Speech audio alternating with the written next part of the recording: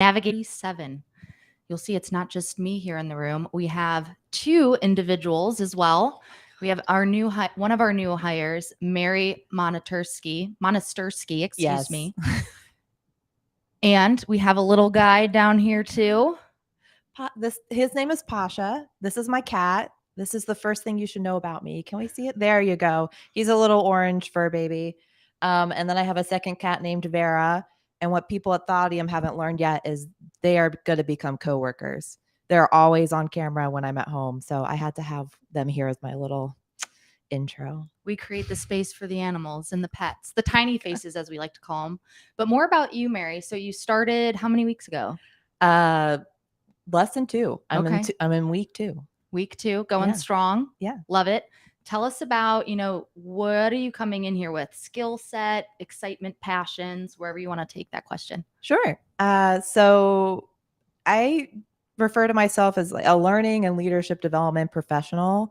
My background, I've done learning design consulting, capability building, skill mapping, job profiling. I've done lots of things in the general training and development space. But how I describe what gets me really excited about learning and development, leadership development, I like to use the analogy that I'm a sociologist, not a psychologist. Mm-hmm. So I love thinking about how groups work together, how organizations operate, how even like workforce scale trends, things going on. That's just the scale, the interconnectedness that gets me really excited. Versus like a psychologist is more interested in what's going on in the head and individual development, more of what you do coaching, which is great. Yeah. I love all things kind of the bigger scale. So I would say that's the theme that unites my work. Yeah. And yeah, I'm just excited to bring all that to Thoughtium. We are excited to have it all in you. Yeah, I like that duality, the sociology piece and then psychology, because sociology, what I'm hearing is you like the focus of like the group connection, how we externalize our behaviors and what that looks like in a larger setting. Yeah, how things show up. Very cool. And all that stuff. So if you could share with our audience, one of your favorite projects that kind of encompass that sociology piece, or maybe just L&D at a whole.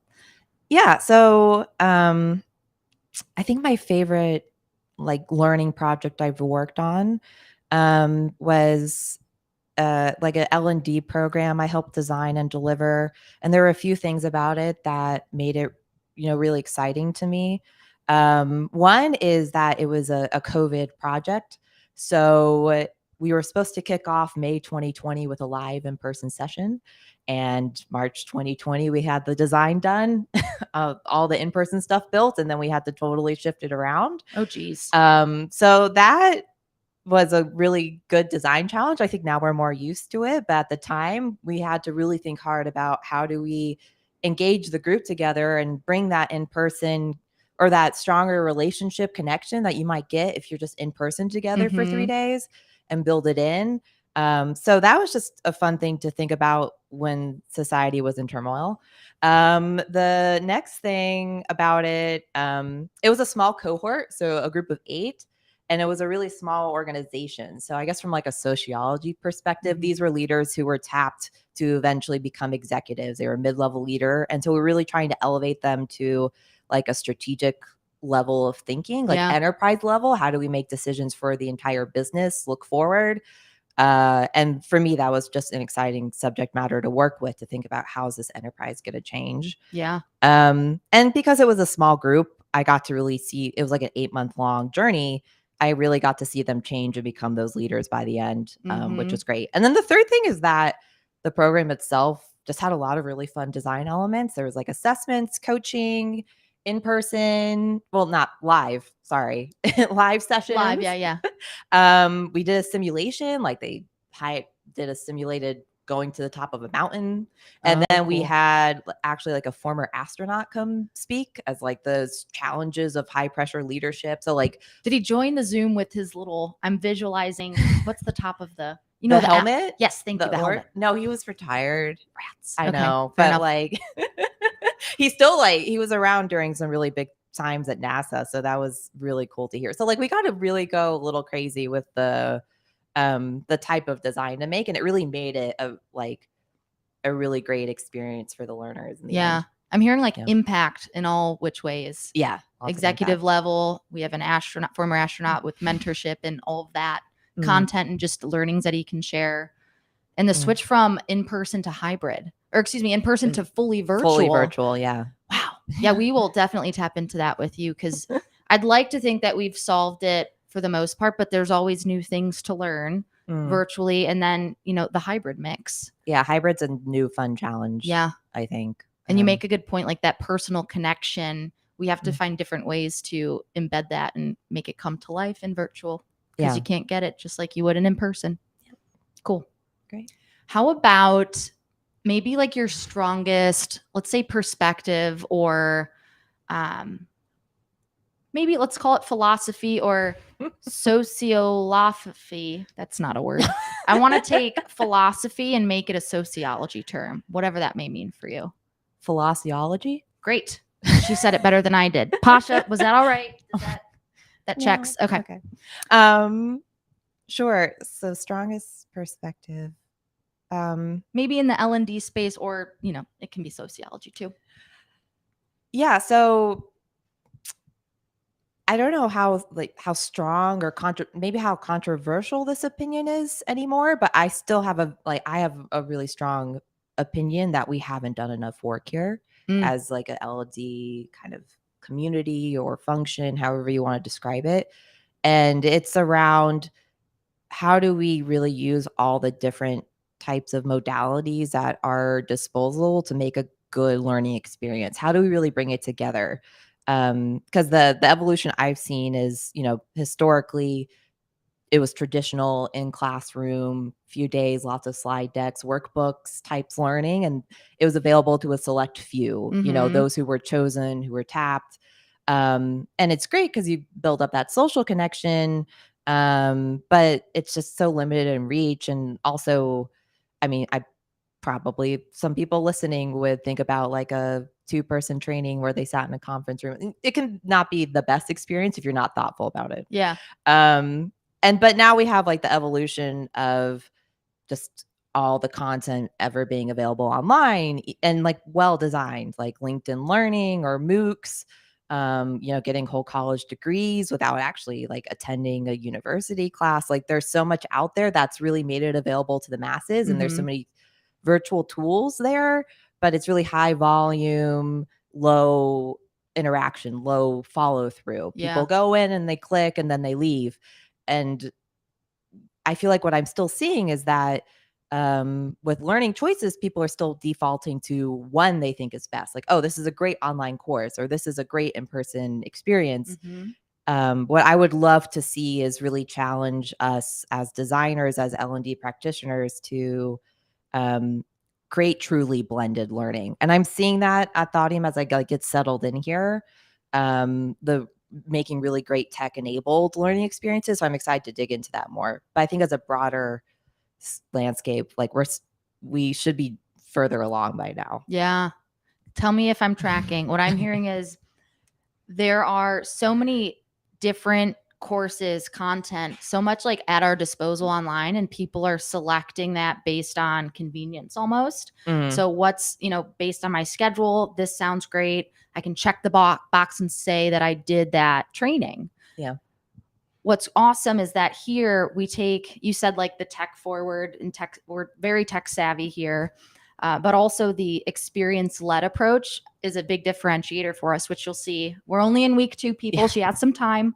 But thinking about like what the participant's going to look, feel, and do at every moment of our workshops and just our learning experiences is a big piece, because you don't get that all the time when you're just looking online to find courses. Yeah. And so, I would take it further to be that I feel like, and maybe this is to any L&D practitioners listening, I feel like L&D practitioners choose the route that is convenient. If it's easy for them to do a live Zoom training, if it's easy for them to make an online course, like that's the choice that's made, which sometimes that's out of necessity. I think we can push ourselves more to really be thoughtful in our design and choose the modalities or the ways of learning that are blended to really fit all how the learner is going to learn, all different types of Mhm. learners, rather than what's the easy choice to execute. Yeah, I like you coming from the L&D side, because I think Mm. I was coming back at like, well, the users may want X, Y, and Z, but that's such a good point.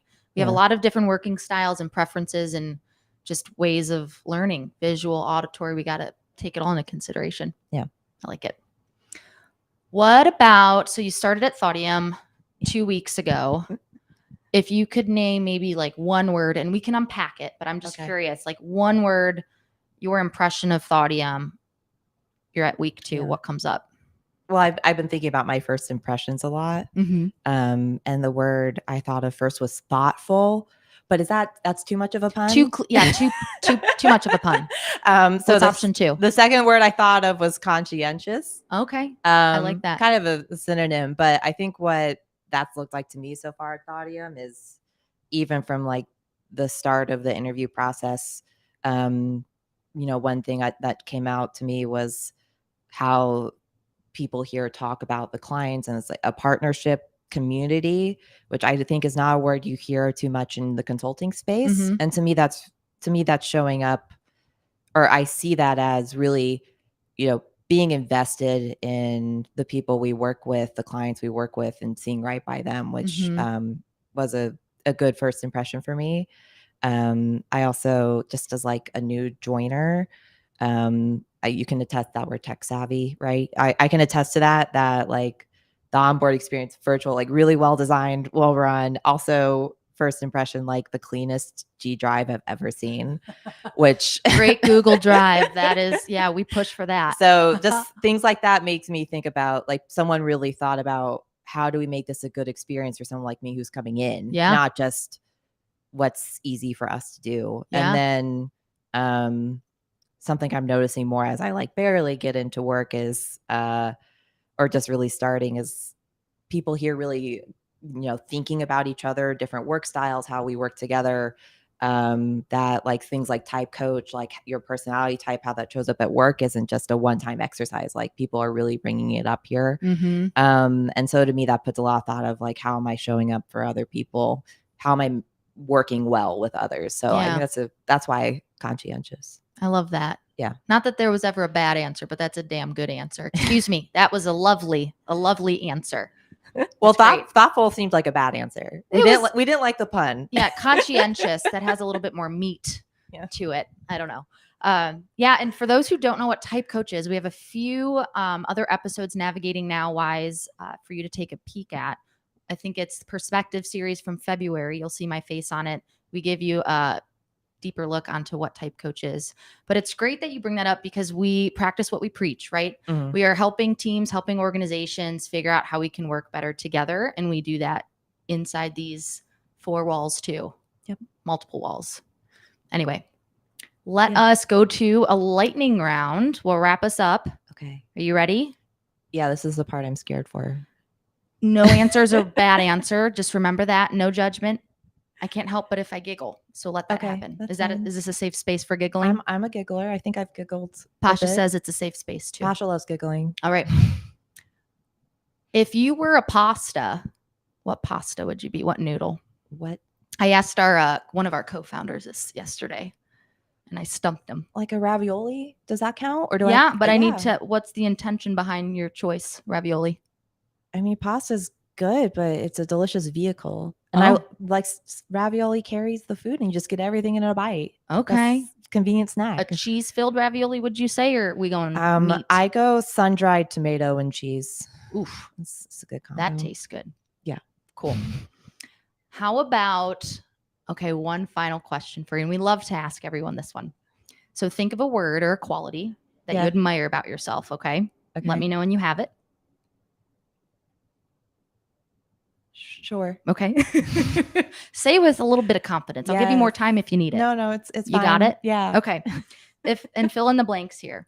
Fill in the blank, one blank. Okay. If the world were more like Mary, it would be spirited. Spirited. Yeah. That's beautiful. Yeah. We haven't had that answer before. That's nice. There you go. Thank you. Well, everyone, you just met Mary, excuse me, Mary Monastyrsky. I just really want to get that right. Yeah, close enough. Monastyrsky. Both are right. It really depends which family member you ask. Both of those. Oh, yeah. Sounds like there's something to unpack there in a later episode. Thanks for joining, everyone. This is Navigating Now, episode 137.